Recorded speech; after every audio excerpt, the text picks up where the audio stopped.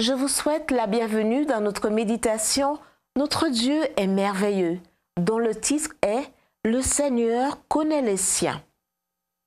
Les solides fondations posées par Dieu tiennent bon. Les paroles suivantes y sont gravées.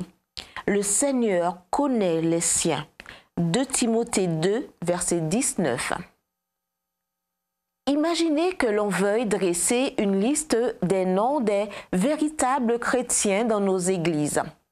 Comment procéderions-nous? Autrement dit, comment pourrions-nous décider qui peut être qualifié de véritable chrétien?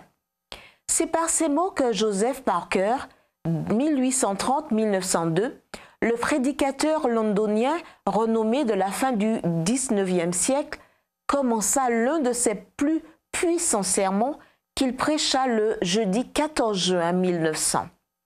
Sans attendre la réponse de la congrégation, il répondit « Faire une liste de chrétiens ?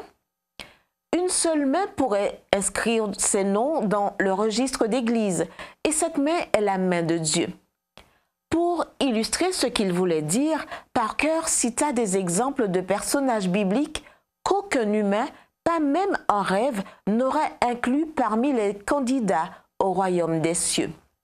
« Qui peut compter le troupeau de Dieu ?» demanda Parker.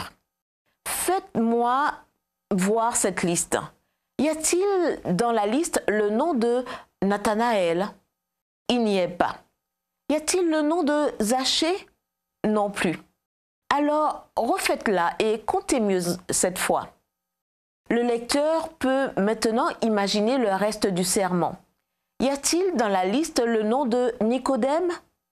Y a-t-il les noms de Lazare, Marthe et Marie? Si leurs noms ne sont pas dans la liste, déchirez-la et laissez Dieu l'écrire. Lesquels aurions-nous inclus? Pierre le pécheur impulsif? Jean et Jacques les fils du tonnerre?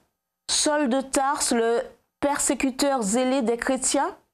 Bartimée l'aveugle? Le démoniaque de Gadara? Le centurion romain? La liste est interminable. En fait, elle s'écrit encore aujourd'hui. Le bon côté des choses est que c'est Dieu qui l'écrit, parce que, tandis que nous regardons aux apparences, lui regarde au cœur. J'essaie d'imaginer la congrégation qui écoutait Parker ce jour-là. Et je ne peux m'empêcher de penser que peut-être ce matin-là, pour la première fois, l'idée qu'eux aussi pouvaient être appelés enfants de Dieu a traversé l'esprit de certains. Et maintenant, je vous demande, quelqu'un peut-il suggérer une meilleure façon de commencer la journée? Difficilement, parce que quel qu'ait été le côté obscur de notre passé, quelles que soient les apparences ou les dires des gens, vous et moi, nous sommes dans la liste de Dieu. C'est la liste de tous ceux pour qui son Fils bien-aimé est mort. Prions.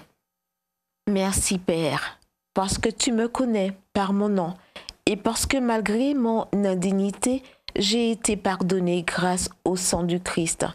Par-dessus tout, je te remercie, parce que mon nom, qui pourrait le croire, est inscrit dans le livre de vie de l'agneau.